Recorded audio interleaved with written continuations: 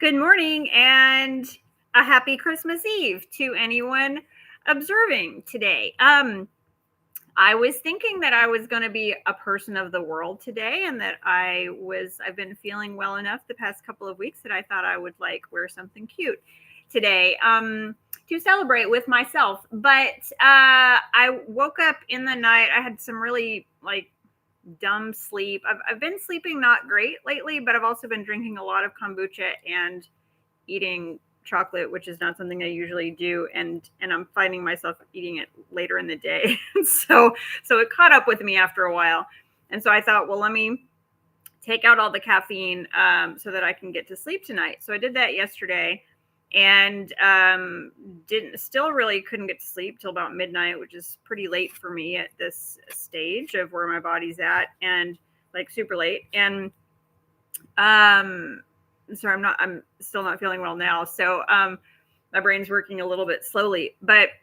I woke up after kind of fitful sleeping, and because it's so cold here, all the faucets need to keep running, and there's one right behind my bedroom, kind of right where my head is when I sleep.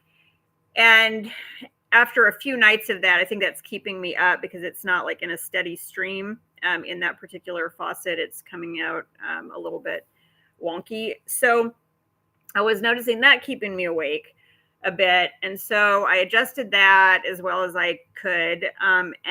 But I also noticed about halfway through the night, I was having trouble kind of breathing. I'm having a little nose thing. And, I just feel like I'm inhaling dust, but I'm not, because like the house is the cleanest it's been since I moved in a year ago. So, because I've been cleaning and cleaning and cleaning. So, or tidying, more to the point. It's been clean, but just tidying, as you've seen from some of the shots, it definitely was looking for places to put things. So, about 3 hours in, I woke up, and there was just no way I was going to go back to sleep at that point. I had put on an extra blanket. It was a blanket that had been laundered before I moved here, but when I moved here, I put it in a container. It's not fully gusseted or sealed because you can't even buy those anymore for some incredibly annoying reason. So it's not really properly sealed if I had a big bug problem here or anything, or a lot of dust mites, but it's been pretty okay. It smelled good when I took it out. I felt okay using it. I used it for one night and didn't notice a problem. But this second night, it's the same thing as what happens to me when I'm under a down comforter. I do kind of okay the first night, but by the second night, I'm waking up coughing and kind of wheezing or pre-wheeze. I usually get it off of me before I get to full wheezing state, but that's kind of where I am now. And so about halfway through the night, I pulled that blanket off.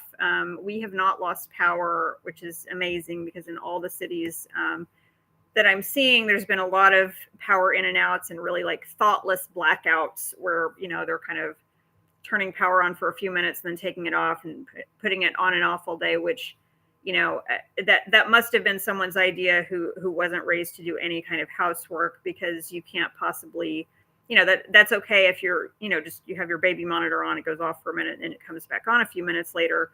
But it's not okay. Maybe a baby monitor is a bad example, really, because, in that 3 minutes, something could happen.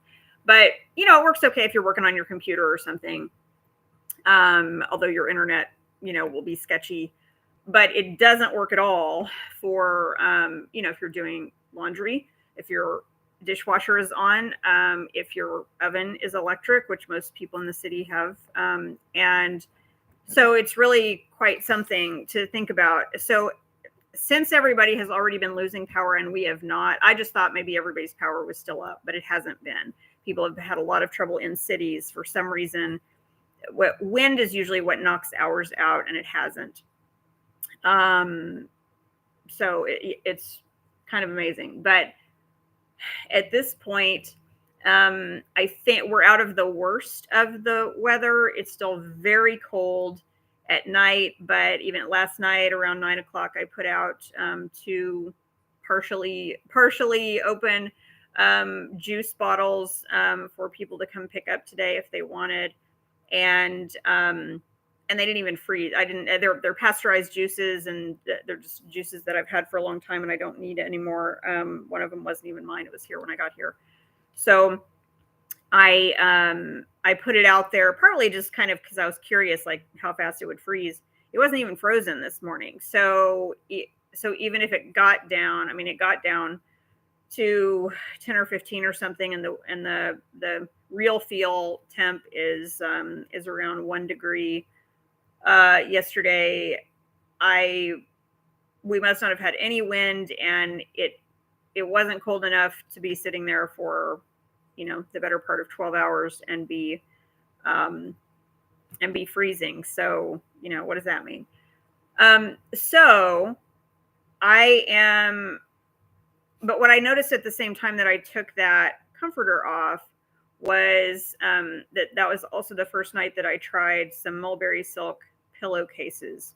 I'm trying those because I know it's getting harder and harder to get natural fibers, and silk, it has some medicinal properties that I don't fully understand yet. But I thought, well, I'll try these and see if they help me or not. If they don't, I can pass them along to somebody they might help. If they do help me, then that will be good to know. I've had a lot of dryness in my skin for quite a while now, even to the point where I haven't quite found something to use yet. So that could be helpful too. If there was any nutritional value to the silk, I would notice it by sleeping on it. So, but I had put those on, and so I didn't have a way to tell whether I was having an allergic reaction to maybe dust in the comforter or to the pillowcases. So I went ahead and took all of it off because I really needed to get to sleep, and I was already going to have enough trouble getting to sleep with the faucet going. So I'm still feeling fairly sick. I'm still kind of queasy. I feel like I've slept for 4 hours under a down comforter is exactly what I feel like. And so I thought I would share how I think about and what my experience has been in my 30 plus year trek through figuring out how to take care of my particular body with my particular needs. I won't be super particular here because I don't think one needs to be, but you can take or leave these kind of guiding principles that I use when I'm looking for what to eat, especially when I'm under the weather in particular. So today I'm in the tea corner, which has only been recently created because I still don't have anybody to build me shelves yet. So so I'll show you what some of those are and how I have them organized and sort of how I've solved the problem for the moment of, what happens when you don't really have a place to store things. And then I'll also share with you what kind of tea I'm making right now. First off, water is important. So my experience has been working with myself and working with other people's bodies who are, trying to figure out why they don't drink enough water, et cetera, is if I give them a water that agrees with them, that has kind of the micronutrient profile that they need, and doesn't have something in it that they have an overage in. So if they have too much zinc in their body and this water contains more zinc than they need or something. Sometimes it takes drinking distilled water for a while. If distilled water tastes good to me, then it means I've kind of got too many other heavier nutrients in from prior water I've been drinking. And so I drink distilled water for a while. I don't want to do that forever because if I were to drink that all day, it could just pull minerals out from me. And because I need to remineralize my teeth to get them kind of back and solid. I don't want to use distilled water over and over and over for a long period of time. But there was a time a few years ago when for several months, all I was drinking was distilled water. And that tasted good to me. And I noticed I drank a lot more water than I had been doing. And that's kind of where I've been seeing over and over that, sometimes you want to change your water because the nutrient profile per water is different. I try to buy water that's not in plastic when I have to buy water. The way that we do water here is you could buy gallons of water at the store, but the supply chains are, deeply messed up at this point, and you don't want to rely on that, especially, you know, in a winter storm.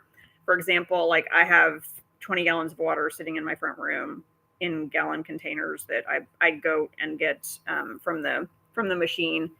It UV zaps it, as well as reverse osmosising it and some other things. And I think that UV zap in particular is very helpful to me, with my body being overloaded in the ways that it is. So that water tastes good to me. It might not to you because you are in a different body than I am. But it is really important, if you are struggling with your gut at all, or if you are struggling with neurology at all, to really think about what you want in your water. I don't want any chloride, any chlorine. I don't want any fluoride, because those are both nerve agents, and they're designed to do that. And like, this is what they do. So, so I'm not at all going to be drinking my tap water, because any municipal water, or any water that you get from a municipal source, if you turn around the ingredient list on your water that you buy at the store, if it says that it may be, or that it is from a municipal source, then it's for sure going to have chlorine and fluoride in it, because that's just part of the basic treatment. So, but the UV zapping does basically the same thing that chlorine would be trying to get to, where it's like killing stuff. I also keep iodine on hand, which I really use for just, you know, killing germ kind of thing. But you know, in a pinch, if I needed to, I'm not worried about the microbe activity in my local water, but you know, I can kill those if I needed to with iodine. I can't get rid of the chlorine or the fluoride. So that's really the first step to tea making, especially if you're sick, especially if you're not feeling well. The second thing is, what do you want in your tea? Now think about, in the wild, primates, which, you know, we are a part of that community of critters. Primates have kind of two different ways that they consume nutrients, right? They would have what raw foodists might call the mono meal, which means, oh, awesome, I found a mango tree. I'm going to sit here and eat as many mangoes as I can before I go jumping around somewhere else, because this is where the food supply is. So let's go. The other, but there's also a wide diversification of eating, because it's full-on foraging all day, every day. So that is something that you want to consider when you're usually in the food environment that we are in.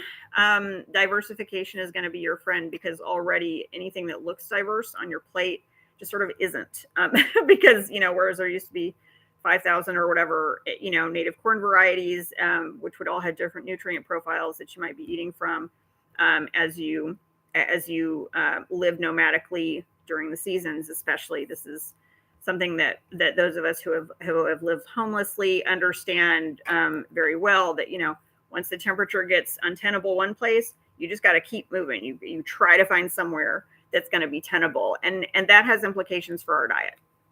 So when we're having tea, I think part of the magic of tea is that usually they're blends, right? Like, not usually is it like just peppermint, or, you know, you're not going to just have anise tea that's just anise seeds usually. Peppermint's a bad example, because we do have peppermint tea.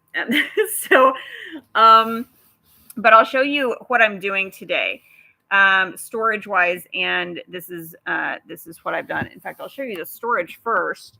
This is the solution that I've come up with for right now. You can see, and by the way, this part of the kitchen is still kind of messy, although way better than it usually is, as you know, because you've seen it before. But over here, I've gotten through most of this putting away, which is very amazing and exciting, and probably part of why I'm a little sick at this point. But so these are some examples of how I'm storing tea. I also have an area right over by my oven that teas that I'm using regularly go. These are teas that I'm going to be using a little bit less, and that's why they're over here instead of over there. So over there I have, you know, if you buy a pound at a time of your organic dried herbs and teas and things, they're often just like a zillion times cheaper. You know, count for count. So I have like a half-gallon jar of hibiscus leaves over there, for example. But over here, we've got some, and I try to, even if these things come in plastic, like this one and this one, for example, come in plastic at my local health food store, natural food store, and but I don't want them to sit in plastic, and especially because I don't know how long they'll be there. And this way, I can really look at what I need to use and make a decision rather than just use whatever I can like actually see in the cabinet, right? So you can see there's a lot of variety here. A lot of these are mixes, like I say, from my health food store. This one's really gorgeous, for example. It says it's mango tea, but it has tons of cute little like orange rinds, and it's legitimately very flavorful tea. But this is, lemon balm. So when you're buying this stuff, it comes big, This is milk thistle, which is used for the liver, rose hips, high vitamin C, and some other things that I haven't gotten into yet. We'll add those today. Morning glory stems. This I dried myself from my garden, and these are daisies from the back third of my garden. Somebody must have planted daisies at some point. These are pretty wild daisies that grow well around here, but somebody must have cultivated them just a little, because boy, it turned into a lot of daisies. It's like I don't know, 15 feet by 10 feet back there, and they grow quite tall. They're, if I went back there now, it'd be like spiky, dry daisies of, so many feet tall, probably 8 feet tall. You wouldn't want to send a kid back there into that. They don't mean to be spiky, but when they dry, they get spiky. So anyway, that's, partly blends from the store, partly, and these are all organic. That's very important in this type of situation, because anytime you have something dried, it concentrates anything that's on it that will survive the drying process. So you're not going to get a lot of your water soluble vitamins anymore, because there's no water there for the vitamins to live in. But you will get a lot of other nutrient profiles. And what I've experienced, so I showed you that orange and mango tea. Same thing here with my blood orange rinds that I use. Not because it has to be blood oranges, but just because that's what I had a lot of. I try to eat those at the small time of year I can get them, to really load up on those nutrients. What you find is that when you can get access to the nutrients that are in the rind, which there are a lot of, and which are actually the main nutrients in a lot of cases, if you can see a primate eating the whole fruit, then I've never seen a situation where we could not eat the whole fruit, or where the nutrient profile was not valuable to us from the rind. There are some things that they don't eat the whole fruit. So if you had a cacao plant, they would peel that open. If you had a pineapple, they would, kind of peel through that and get to the flesh a little bit more, although they can eat part of the rind too. But even chickens don't eat the very outer skin of like a melon, for example. So I dry those for other things, but I don't eat those.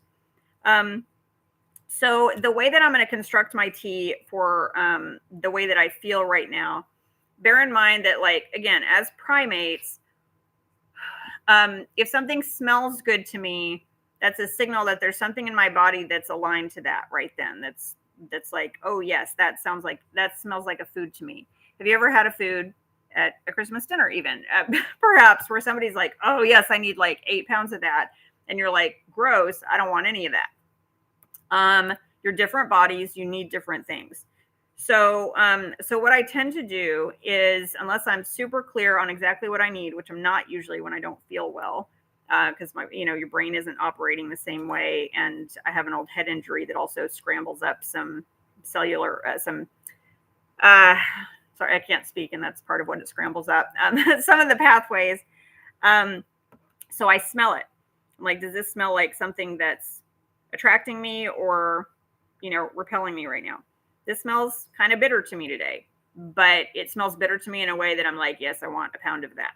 So if you can just see how much you need, and just let your body do the deciding. Okay. So for today, I decided this. And because I'm always mixing these things up based on what I need, just get a bowl. You don't want to pour it straight in from your container because it's a dry container and that steam is going to come hit it, and then you're going to ruin your product, especially if you seal it back up. But you won't know how wet it got, and you can ruin the product real easily. But just put it in a bowl. It's no big deal. Okay, and then this is one of my favorite cool ones that I discovered last year when I was roasting off a bunch of kabocha squash, and any old orange squash will do. When you roast them, doesn't have to be anything fancy. I don't even think I put oil on it or anything because it has oils in it. You can see it's black because it roasted, but in here it looks like a squash, right? A pumpkin or something. So I dehydrated these. It wouldn't be the end of the world for you to do this, like, out just on your, as long as you're in a pretty dry climate, you could probably just put these on a plate, ideally maybe on a cookie rack so they could kind of circulate. Maybe on the stove where it's warm but not with it on. You don't really want to dry in the oven for a lot of things because if you're drying at that temperature, then you're not going to get the intactness of the volatile oils that you'll get from a raw, a cooler dry. But when you're making tea, well, I guess it does still matter because you still want access to those oils a year later whenever you're going to use it. So I have a little bit of that in here. You'll notice very little, even though I'm making about 3 cups of tea. Because these will take over the tea. They're beautiful. They're very balancing and like just not quite sweet, but not quite molassesy, but they just like round it all out. They're very warm and very comforting. I'm also going to add today what I call neighbor berries. I don't know what they are, but they grow across from me, and they're not a crepe myrtle, but they sort of remind you of that. And they're not a juniper either, but I'm going to smell them first. It looks like these smell like they need a little bit of extra drying. I think I'll put these out to dry one more round. I think I'm going to do that first. I won't use them today, but because my nose is saying, oh no, that's like a powerful big smell, but it's not for you right now. And just because something's for me doesn't mean it would be for somebody else either. For example, bamboo tastes really good to people who have silica deficiencies because it's super high in silica. But you know what it also has? The ability to produce cyanide in your stomach. So you want to be really careful with that. Pandas, who are its biggest eaters, really they have something in their physiology that will use all the nutrients, but will neutralize any negative impacts of the cyanide. But we do not have, we don't have that. And so, but I've seen some people be like very, very like bamboo tea is what they need. I picked a bunch of bamboo from my yard that just grows wild because somebody somewhere put a bamboo plant out one time and now it's all over East Texas. And, so I do have some, but I brewed a set of tea last summer for it, and it took me about 5 months to drink. My body initially really recognized the silica and was like, yes, please, more of that, because it's an important deficiency that most of us have at this point because of how the food supply chain is set up, and but it's not something that my body could process. But because I pay attention and I don't shame myself when I don't want to drink the rest of the thing or eat the rest of the thing, because I know that that's my body just saying, okay, I have enough of that. That's not what I need anymore. And sometimes it is a warning signal, and I don't need to know which one it is, because if it's enough, it's enough. Okay, so here are some magic bullets too. These are star anise seeds. Most of these are seed pods. But one of these is going to go in here. If you like licorice at all, or if you like a little bit of a sweet backdrop, this is very good at like grounding. It's also a nice grounding force. It's a really nice balancer to tea. And if you are diabetic or like you like a sweet flavor, but you can't have it health-wise, anise is awesome because there's no caloric piece to it, but it's known to regulate blood sugar. People use it for that some, and it is and it just tastes sweet. It gives you a sweet backdrop, and it will pick up if you have to add a sweetener because you need it sweeter. or if you need the calories, it will pull that forward, and so you can add less sweetener and still get like a more sweet experience than you would have. Another thing I'm adding today is dandelion root. It looks brown and white, like you might expect a root to look. It's not going to show very well here. It shows kind of well. You can smell that. Decide if you need that. This one is roasted, I think. It even smells a little roasted and earthy without being roasted too, because it's a root. It's sitting in the dirt.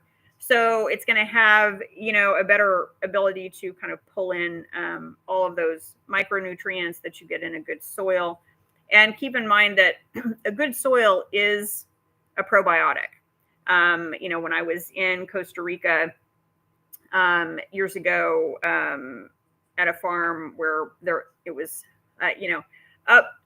up a mountainside, so there was no runoff from further up. But a spring, there was, dirt around a spring. And I was told, hey, like we eat this. This is useful for us to eat. And I was very scared because I had some parasites from other places that I had traveled to and that I had learned were very hard to get rid of in the United States because we don't really have that expertise here medically. And I had that soil, I thought, well, either this is really going to help my gut or it's going to really screw me up for a long, long time. So I brought it back into the country and I had it just a little bit at a time. And I'm telling you, I didn't have more than a quarter teaspoon of that. And my gut was perfect for like 3 years after that. It was pretty amazing. So remember that dirt matters, but it's very, very hard to get good, healthy dirt anymore. So I'm not recommending you do that. In general in the United States. Okay, so here's chicory. This is a roasted item. If you've been to New Orleans, this is the other flavor in your coffee, most likely. It's famously used there. It is a root, and it smells, let's see, part coffee, part kind of chocolatey, caroby background, sort of like that. So it's a deepener. You won't need it all the time. It's probably not what you want to have in a summer tea. But in a winter tea, when it's this cold, and I'm noticing too, I did go out a little bit yesterday without full covering because I was just going in and out real quick. And that's what I feel like now. I feel like I did that. So I think all the forces converge. I remember feeling like this a lot when I lived up north. So I'm going to use this as a warmer and a grounding tea. What I'm also going to use today is my spearmint leaf. This is not a super powerful spearmint. If I could grow my own, I would do that, and hopefully I will do that at some point. But anyway, I have that, and then again, this is the roasted squash peel. So you can make this. This is free stuff right here. If you eat squash ever, just dry it, and it'll keep forever. In a jar, like don't keep it in plastic. It will over time pull those microplastics into its experience, and it doesn't have the same antimicrobial opportunity as it does in the jar. And but this will also not transfer flavor. And if you live somewhere where there are varmints, you can't chew through this. Like ants can't get into this, and you want to make sure to use a relatively recently bought or not sealed lid, because this right here is some gusseting. This is the little rubberized seal. They can't get through this. You can buy lids that are plastic. They both leak more because any change in temperature, or if you shake it, it changes the viscosity of the liquid. It all comes out, even though it says it's leak proof. It's not. So this is a much better choice all around. Rats can't eat through nobody can eat through this. So this is a good way, and you can see your stuff all the time. I usually label it. It's labeled here, and usually I label it here too. It looks like I didn't on this, but 95% of my stuff is labeled just with a Sharpie, and then it'll scrub right off with steel wool, or that's just plain, or with just a little squeeze of alcohol onto it, and then rub it off with a little cloth. So finally, what I'm going to show you is the salvia. Salvia. There we go. This is what we call aerial parts. So we've talked about roots today, and we've talked about like flowers and stems. Flowers and stems and leaves are aerial parts because they're above ground; they're in the air. Then roots obviously are. I don't know what they call them aside from roots, but I'll let you know when I know. So this is a particular salvia that grows in my yard.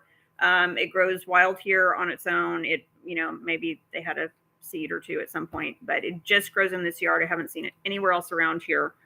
But the only way I know it's salvia, because I can't even find it in any database, the flowers are different, is that it has sort of the classic salvia stem, which is square prism, you might say. So it's rather than round here and then goes up, it's square here and then goes up like a building. So this also has some of the old seed pods, which are kind of spiky. But I've noticed this and the leaves when I started drying the leaves last year of this, like my health just blossomed. It made a really big difference to my to some of the radiation sensitivity that I have. I haven't had an appetite for it in recent months, and so I figured whatever was in there, silica or whatever, I'm good on for a while. So I'm not feeling that need today, but I am going to put a few of the stems in, partly just because I want to use them up. These are harder to store. They're spikier, and so they're not as fun to put in things, but they're also just take up more space. And I know that my flowers will start blooming in January, February time. So I want to start thinking about making some space. But I have found that the flavor profile and the nutrient profile is very, very similar in the stems as in the leaves, which was nice to know because for a while I was throwing the stems completely out or just not getting around to putting them in the compost heap. And then one day I was like, oh, I wonder if I could use those. So I just took a little bit, made some tea, kind of tested it out with my check-in with the body of the intuition that just says, are you wanting this? And it's okay if sometimes your body says yes and sometimes your body says no. Like there's no policeman or anything about it. Your body will tell you. I've never met somebody. I mean, I've counseled lots of people who do not have a history of knowing their bodies well or of understanding how to check in with their bodies, and every single person has told me, oh yeah, if I just ask my body, do you want this or not, my body will tell me. And that will even suppress the appetite in a conscious way. So for example, if I ask my body, do you want Cheetos? I mean, if I didn't ask my body, I would be like, of course I want Cheetos, they're delicious. But as soon as I ask my body, all my body gives me back is like, remember what the chemicals taste like in that. Like it changes the profile and the memory of that food. It's really trippy. So anyway, there you have it. That's what we're going to do. And what I'm going to do is get this, get it boiling, but not put this in here until I turn it off the heat. So I did heat it up earlier, and then I thought I would post this because some people are not real clear on what to do when they're not feeling well or what can be helpful. And I find that it's a very new idea to a lot of people to think about.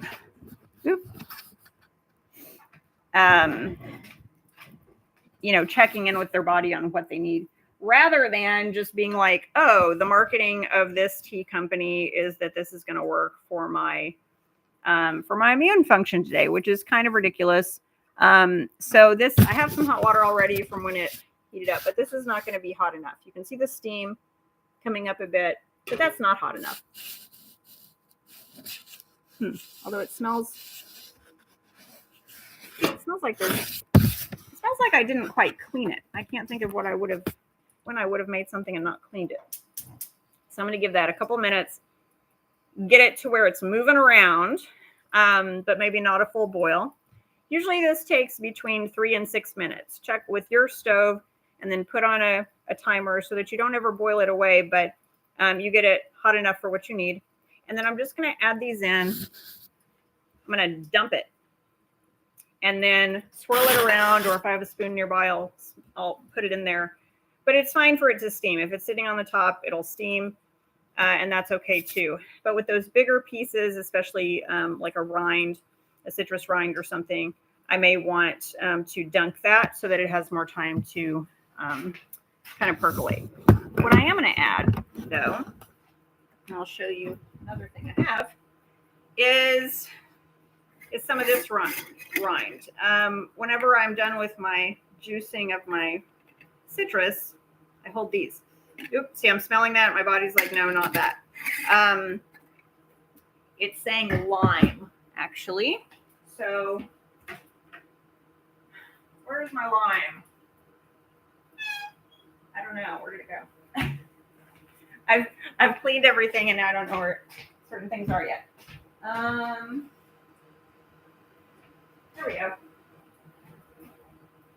Oh, that says it's limes, but it's not.